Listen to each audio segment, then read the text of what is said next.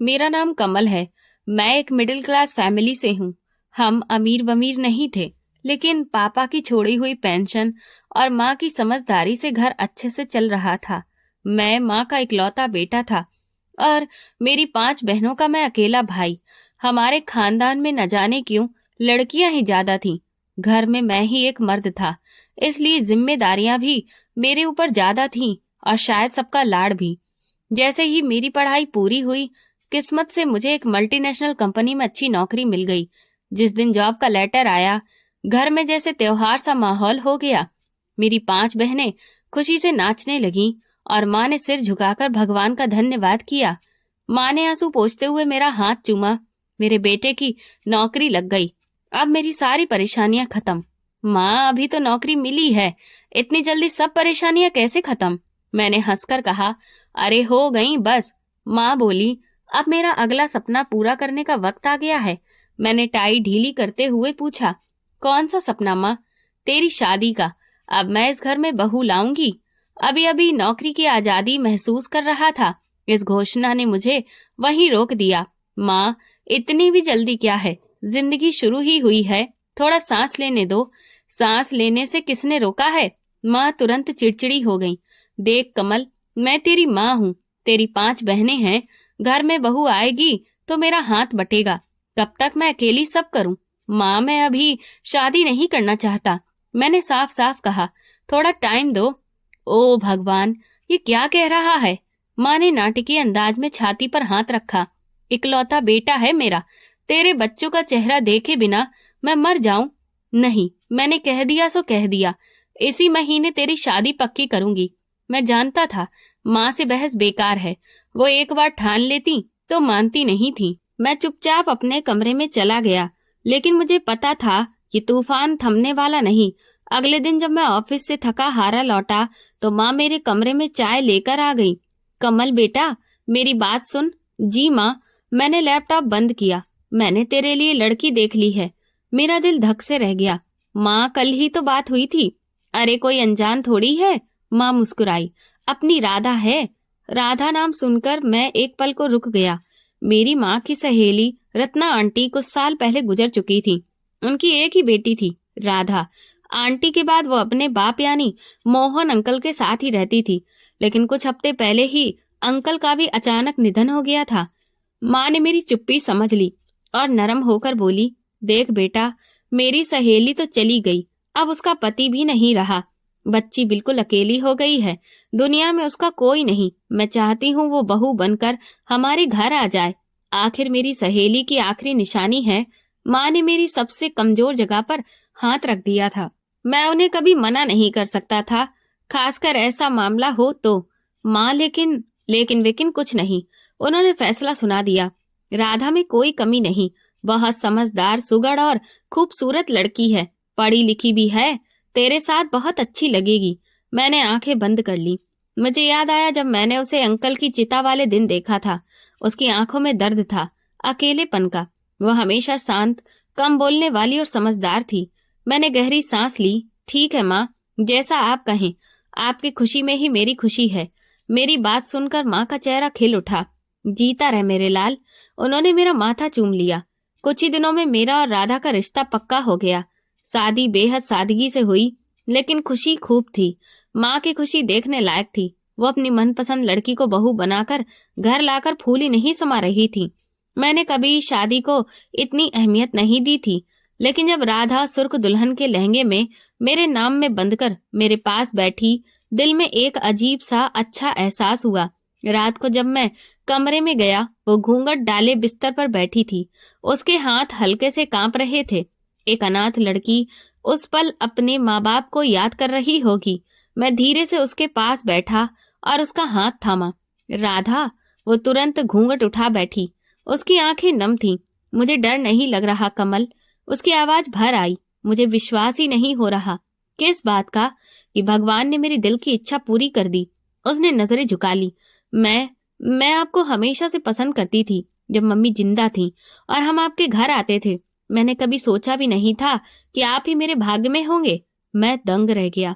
मैंने तो उसे हमेशा एक दोस्त के जैसे, एक रिश्तेदार की तरह ही देखा था। मुझे तो पता ही नहीं था कि उसके मन में मेरे लिए ऐसे भाव थे। राधा, तुमने बताया क्यों नहीं? कैसे बताती? उसने मासूमियत से कहा। मेरी इतनी हिम्मत कहाँ थी, मैं तो बस भगवान से दुआ करती थी। उसकी सच्चाई ने मुझे एक पल में जीत लिया। मैं जिस शादी के लिए सिर्फ माँ की जिद पर तैयार हुआ था, उसी शादी पर मुझे पहली बार लगा कि शायद ये फैसला गलत नहीं था। सच में वो मोहब्बत करने लायक लड़की थी, और अब तुम मेरी पत्नी हो। मैंने उसके आंसू पोंछते हुए कहा। सिर्फ शादी के रिश्ते से नहीं, दिल से भी। उस रात मैंने भी उसे अपनी मोहब्बत जताई, जो शायद उसके प्यार जताने के बाद ही मेरे अंदर जागी थी। अगले दिन माँ ने मुझे आवाज लगाकर कहा, कमल, बहू को कहीं घुमा लाओ, उसका भी हक बनता है। मैं माँ की बात मानकर राधा को बाहर ले गया। हम घूमे, बाजार में फिरते रहे, बाहर खाना खाया। मैंने पहली बार राधा को खुलकर हंसते देखा। वो सच में बहुत खुश थी। गाड़ी में बैठते हुए उसने मेरा हाथ पकड़ लिया। कमल, मेरी जिंदगी में जो कमी थी, अब वो पूरी हो गई है। आपको पाकर लगता है कि अब कुछ भी अधूरा नहीं। उसकी बातें दिल को छू जाती थीं। मैं भी उसके साथ सच में बहुत सुकून महसूस करता था। उसकी छोटी छोटी आदतें, मेरी हर जरूरत का ध्यान रखना, माँ की सेवा करना, उसने आते ही घर का माहौल बदल दिया था। लगता था जैसे घर घर नहीं, मंदिर जैसा शांत हो गया हो, जिंदगी जैसे मुकम्मल हो गई हो। लेकिन उसकी खुशियों के साथ एक अजीब सा डर भी था। वह अक्सर मुझसे एक ही सवाल पूछती, आप मुझे कभी छोड़ोगे तो नहीं? पहली बार उसने पूछा तो मैं हंस पड़ा। पागल हो क्या? जिससे प्यार किया जाता है उसे छोड़ते थोड़ी है। तुम्हें अपनाया है तो निभाने के लिए, छोड़ने के लिए नहीं। वो मेरी बात सुनकर मान जाती, लेकिन कुछ दिन बाद वही सवाल दोबारा। कमल, पक्का बोलो, हालात जैसे भी हो, आप मुझे कभी नहीं छोड़ेंगे? अब मुझे थोड़ा गुस्सा आने लगा। राधा, ये कैसी बातें करती रहती हो? आखिर किस बात का डर है तुम्हें? वो बस हल्का सा मुस्कुराकर कहती, बस डर लगता है कि ये खुशियां कहीं कुछ दिन की ना हो। लेकिन जब वो मेरी पसंद का खाना बनाकर सामने रखती या मेरे सिर में तेल लगाकर मालिश करती, उसकी नरमी मेरे सारे गुस्से को घुला देती। वक्त तेजी से बीतता रहा। हमारी शादी को 1 साल पूरा हो गया। ये साल एक सपने जैसा था। माँ भी बहुत खुश थी। राधा ने उनका दिल पूरी तरह जीत लिया था। लेकिन अब एक परेशानी धीरे धीरे हमारे बीच जगह बनाने लगी थी। 1 साल हो चुका था, लेकिन अभी तक हमारे यहाँ बच्चा नहीं हुआ था। एक रात राधा ने मेरे सीने पर सिर रखते हुए धीमे से कहा, कमल, शादी को 1 साल हो गया है। मैं समझ गया कि वो क्या कहना चाह रही है। तो क्या हुआ? ऊपर वाला सब देख रहा है, सही समय आने पर मिलेगा। लेकिन उसकी आवाज में उदासी थी। बच्चे के बिना घर अधूरा लगता है ना। मैंने उसे गले लगा लिया। राधा, फिक्र मत करो, सही समय पर सब मिलेगा। वो चुप हो गई, लेकिन मैं समझ गया कि उसके दिल में एक ख्वाहिश थी जो हर शादीशुदा औरत की होती है, माँ बनने की। फिर वक्त 2 साल में बदल गया। अब मोहल्ले की औरतें ताने देने लगी। एक दिन पड़ोसन अर्चना जी आईं और पान चबाते हुए बोली, अरे भाभी, शादी को इतना टाइम हो गया, बहू ने अभी तक कोई खुशखबरी नहीं दी। माँ ने मजबूर मुस्कान के साथ कहा, हो जाएगी, भगवान के काम में देर है अंधेर नहीं। दूसरी औरत बोली, देर सवेर ठीक है, पर इलाज विलाज भी करवाओ, इकलौता बेटा है तुम्हारा कमल। ये इकलौता बेटा वाला ताना माँ के दिल पर तीर की तरह लगता था। औरतें जाते ही माँ की सारी झुंझलाहट राधा पर निकलती। सुना तुमने? लोग बातें बनाने लगे हैं। मेरा इकलौता बेटा है और अभी तक कोई बच्चा नहीं। मैं कब तक इंतजार करूं? राधा की आंखें नम हो जाती। माँ, ये सब भगवान के हाथ में होता है। हाँ, भगवान के हाथ में है, लेकिन कोशिश भी तो करनी चाहिए। माँ नाराज होकर कहती, किसी डॉक्टर को दिखाओ, बाबा को दिखाओ, दवा लो। हाथ पर हाथ धरे बैठने से क्या होगा? अब राधा अंदर ही अंदर टूटने लगी थी।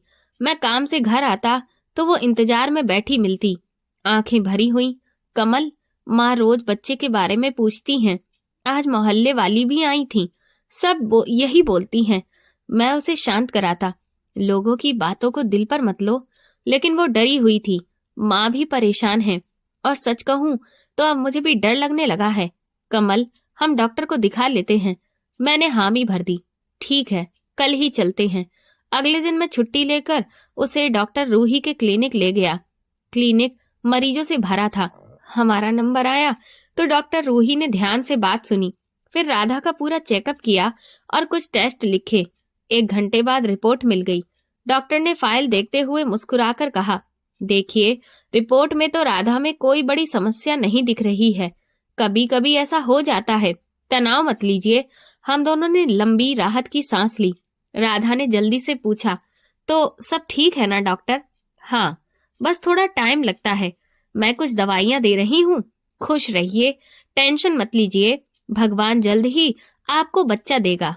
मैं बेफिक्र होकर राधा को लेकर घर लौट आया। डॉक्टर ने जो दवाइयां लिखकर दी थी, राधा ने वो भी लेना शुरू कर दिया था। हमने माँ को भी डॉक्टर की बात समझाकर यकीन दिला दिया था, लेकिन हमें क्या पता था कि ये सुकून बस कुछ दिनों का है। डॉक्टर की फाइल में लिखा एक छोटा सा नोट हमारी जिंदगी में इतना बड़ा तूफान लाने वाला है, ये हम दोनों ने सोचा भी नहीं था। राधा ने उस बात को मुझसे छुपाने की कसम खा ली थी। डॉक्टर रूही की दी हुई दवाइयां और उनके दिलासा देने वाले शब्द धीरे धीरे वक्त की धूल में खो गए। दवाई खत्म हो जाती, हम दोबारा नहीं ले पाते, लेकिन फिर भी हमारी गोद खाली ही रही।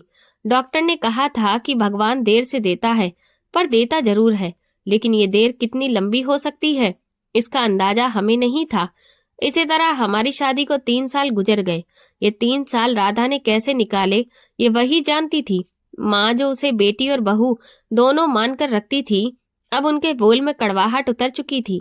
माँ जी चाय ले आई। राधा शाम को चाय का कप रखते हुए बोली।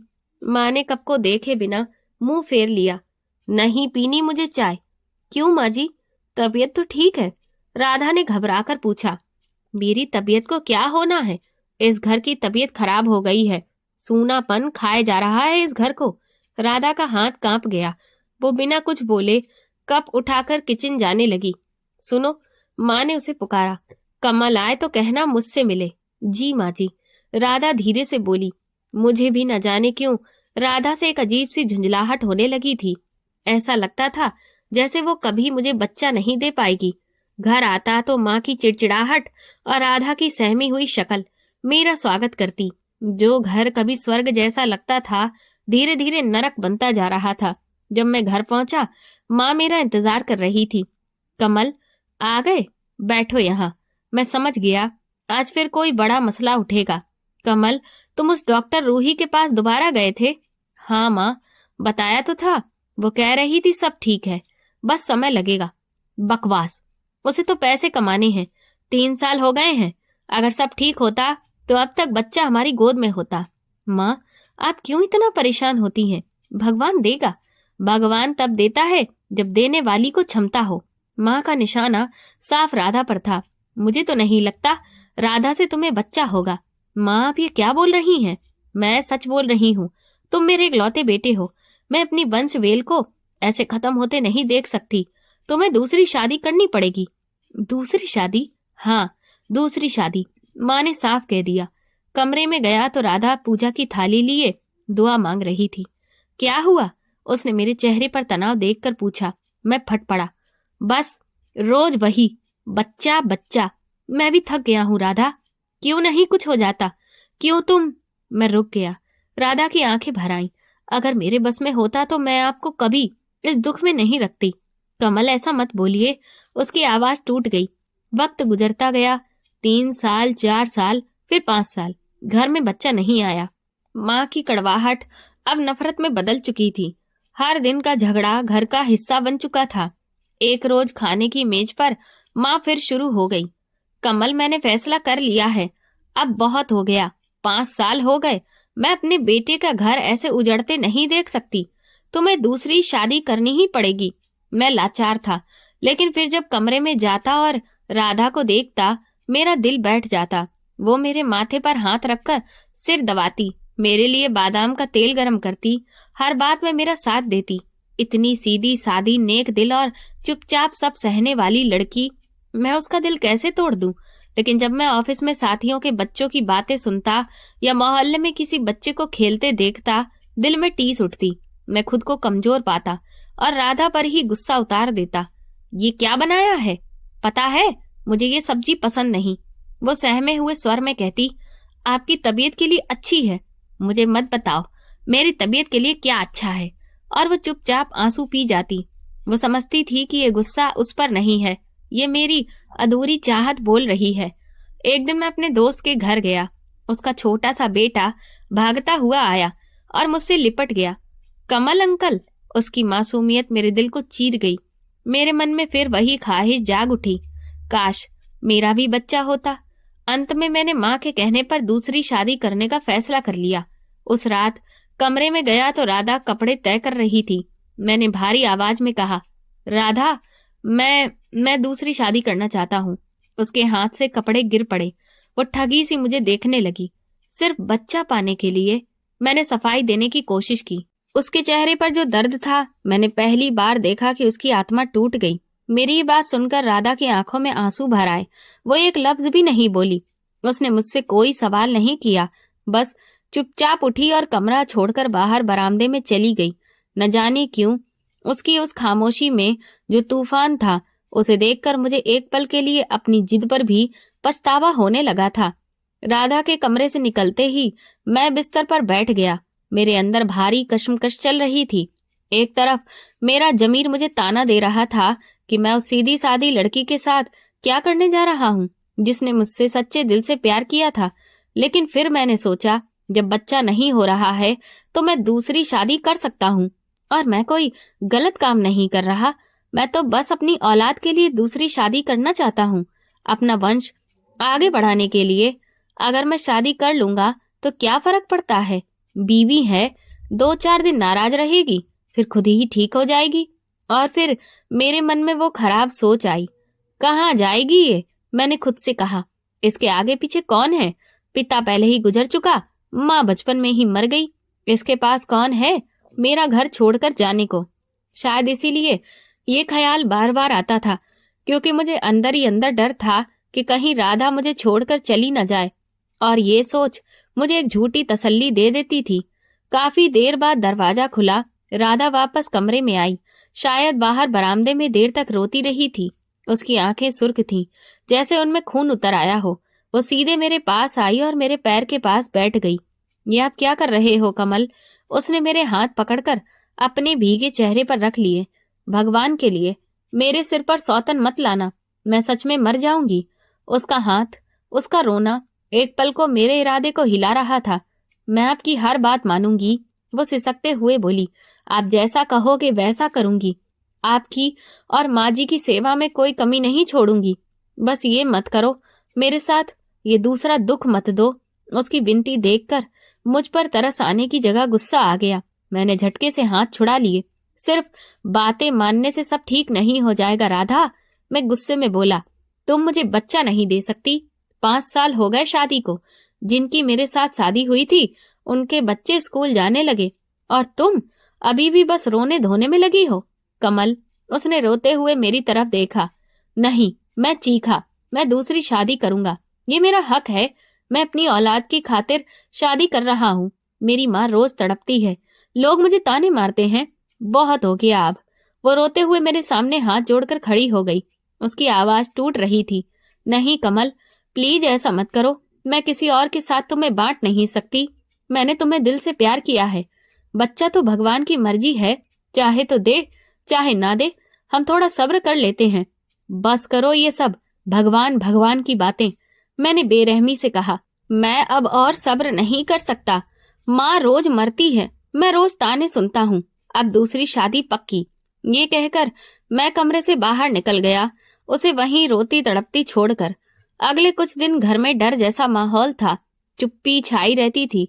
एक हफ्ते बाद माँ खुशी खुशी मेरे पास आई। मुबारक हो कमल, तेरे लिए बहुत अच्छी लड़की मिल गई है। मेरा दिल धड़क गया। कौन माँ? हमारे दूर के रिश्तेदार हैं, अनुज साहब। ज्यादा अमीर तो नहीं, पर लोग बहुत अच्छे हैं। उनकी बेटी सीमा देखने में सुंदर, सलीकेदार और बिल्कुल कुंवारी। उन्हें राधा के बारे में सब पता है। मैंने संकोच से पूछा। हाँ, माँ ने लापरवाही से कहा। सब बता दिया कि तेरी शादी हो चुकी है, बच्चा नहीं है, और तू सिर्फ वंश के लिए दूसरी शादी करना चाहता है। वो लोग राजी हैं। भला तुझ जैसा जमाई उन्हें कहाँ मिलता। मैं खुश था कि कुंवारी लड़की से शादी कर रहा हूँ। मेरा मर्दाना अहंकार संतुष्ट हो रहा था। अगले महीने की 15 तारीख फाइनल कर दी है, माँ ने बताया। अब तैयारी शुरू कर। ये शब्द राधा ने भी सुन लिए। वह हमारे लिए चाय लाकर रख रही थी। एकदम से उसके हाथ कांपे, ट्रे उसके हाथ से गिर गई और वो खुद भी बेहोश होकर नीचे गिर पड़ी। मैं दौड़कर उसे उठाकर बिस्तर पर लिटाया। उसका चेहरा बिल्कुल सफेद हो चुका था, सांसें कमजोर थी। पानी लाओ, मैं चिल्लाया। माँ वहीं खड़ी रहकर बोली, कोई जरूरत नहीं, ये ड्रामा कर रही है। जैसे ही दूसरी शादी की बात सुनी, बेहोश होने का नाटक शुरू। माँ भगवान से डरिए, मैंने गुस्से से कहा और दौड़कर खुद पानी लाया। मैंने उसके चेहरे पर पानी के छींटे मारे और उसे संभालने लगा। कुछ देर बाद राधा ने आंखें खोली। उसने पहले मुझे देखा, फिर अम्मा को, और फिर उसकी नजरें छत पर कहीं टिक गईं। उसने एक भी शब्द नहीं कहा, बस चुपचाप उठी और दूसरे कमरे में चली गई। उस दिन के बाद राधा जैसे अंदर से मर ही गई थी। वो घर में चलती फिरती थी, काम करती थी, सांस लेती थी, लेकिन जीना खत्म कर दिया था उसने। जैसे एक साया हो, जिसकी ना कोई जज्बात हो, ना आवाज, ना कोई ख्वाहिश। अम्मा मेरी शादी की तैयारियों में डूबी हुई थी और मैं अपनी आने वाली खुशियों के सपने देख रहा था। कई बार रात में मेरी आंख खुलती तो राधा मुझे भगवान के सामने बैठे रोती हुई दिखाई देती। मेरा दिल फट जाता, लेकिन मैं फिर भी कुछ नहीं कर पाता। अंदर से पता था कि मैं उसके साथ जाती कर रहा हूँ, लेकिन औलाद की चाह, अम्मा के ताने और खुद का अधूरापन, इन सब ने मेरे अंदर की आवाज को दबा दिया था। मैंने खुद को शादी की तैयारियों में इतना उलझा लिया कि राधा की मौजूदगी को पूरी तरह नजरअंदाज ही कर दिया। शादी का जोड़ा, मेहमानों की लिस्ट, घर का सामान, सजावट, सब में खो गया। फोन पर सीमा से बातें करता रहता और वो मुझसे अपने सपने शेयर करती रहती। मुझे लगता था बस अब मेरी जिंदगी वहीं से शुरू होगी। शादी में सिर्फ 2 दिन बचे थे, मेहमान आने शुरू हो चुके थे। अम्मा ने राधा को भी साफ कह दिया था कि तैयारी में हाथ बटाए, नहीं तो लोग बातें करेंगे। उसी शाम जब घर में मेहंदी की रस्म का शोर था, राधा चुपके से बाहर निकल गई। वो सीधे डॉक्टर रूही के क्लिनिक पहुंची। क्लिनिक बंद हो रहा था, लेकिन राधा ने नर्स से इतनी गुहार लगाई कि ठीक उसी वक्त बाहर निकलती डॉक्टर रूही उसे देखकर रुक गई। राधा, इस वक्त? डॉक्टर ने हैरानी से पूछा। राधा का हाल बेहाल था, आंखें सूजी हुई, चेहरे पर थकान, बाल बिखरे हुए। डॉक्टर, मेरी जिंदगी बर्बाद हो रही है। अंदर आते ही वो जोर जोर से रो पड़ी। कमल परसों दूसरी शादी कर रहा है। डॉक्टर रूही ने उसे बिठाया और पानी का गिलास थमाया। राधा, मैंने पहले ही कहा था, इस सच के साथ रहना आसान नहीं होगा। मेरे पास अब बस आप ही हैं। राधा ने डॉक्टर का हाथ पकड़ लिया। आप कमल को सच बता दीजिए, प्लीज। उन्हें बता दीजिए कि मैं बांझ नहीं हूँ। डॉक्टर रूही ने गहरी सांस भरी। और ये भी बता दूं कि वो खुद बाप नहीं बन सकता। राधा और जोर से रोने लगी। तुमने मुझसे कसम ली थी, डॉक्टर ने नरमी से याद दिलाया। तुमने खुद कहा था कि ये बात हम दोनों के बीच रहेगी। राधा ने आंसू पोंछे। उस वक्त मुझे लगा था कि मैं कमल को टूटने से बचा रही हूँ। उसे अपनी मर्दांगी पर बहुत घमंड है। जब मैंने पहली बार उसकी रिपोर्ट पूछी और आपने बताया कि वो कभी पिता नहीं बन सकता, तो मुझे लगा कि ये सच वो सह नहीं पाएगा। वो जिंदा होते हुए भी मर जाएगा। और तुमने अपनी पूरी जिंदगी दांव पर लगा दी। डॉक्टर रूही ने अफसोस से कहा। तुमने कहा था कि मैं रिपोर्ट छुपा लूं और बस इतना बोल दूं कि भगवान की तरफ से देर है। तुमने 5 साल तक ये बोझ अकेले उठाया। मुझे लगा था वक्त के साथ सब ठीक हो जाएगा। राधा ने कांपती आवाज में कहा। मैंने उसे वैद्यों और हकीमों के पास जाने को राजी किया, खुद दवाइयां खाती रही ताकि उसे शक न हो। लेकिन अब वो दूसरी शादी कर रहा है। वो उस मासूम लड़की सीमा की जिंदगी भी बर्बाद कर देगा। राधा, मैं तुम्हारी दी हुई कसम से बंधी हूँ। डॉक्टर ने मजबूरी में कहा। तुम्हारी अनुमति के बिना मैं ये राज नहीं खोल सकती। अब फैसला तुम्हें करना है। राधा ने अचानक सिर उठाया। उसकी आंखों में अब आंसुओं की जगह अजीब सी हिम्मत थी। वो मेरी बात पर यकीन नहीं करेगा तो आपकी रिपोर्ट पर क्या करेगा? वो उठ खड़ी हुई। मेरा यहाँ आना बेकार था। राधा, रुको तो, डॉक्टर ने पुकारा, लेकिन राधा जा चुकी थी। उस रात जब मैं, कमल, मेहंदी से थका हारा घर लौटा तो राधा वहां खड़ी मेरा इंतजार कर रही थी। वो बहुत ही शांत दिख रही थी। आप सच में ये शादी कर रहे हैं? उसने ठंडे लहजे में पूछा। उसके पूछने का तरीका मुझे बहुत बुरा लगा। हाँ, कर रहा हूँ। बहुत जल्द मेरी बारात जाएगी। तुम्हें कोई दिक्कत है? वैसे भी अब तुम्हारी राय की कोई कीमत नहीं। नहीं, उसने सिर हिलाया। मुझे कोई दिक्कत नहीं है। उसका इतना शांत रहना मुझे चुभ गया।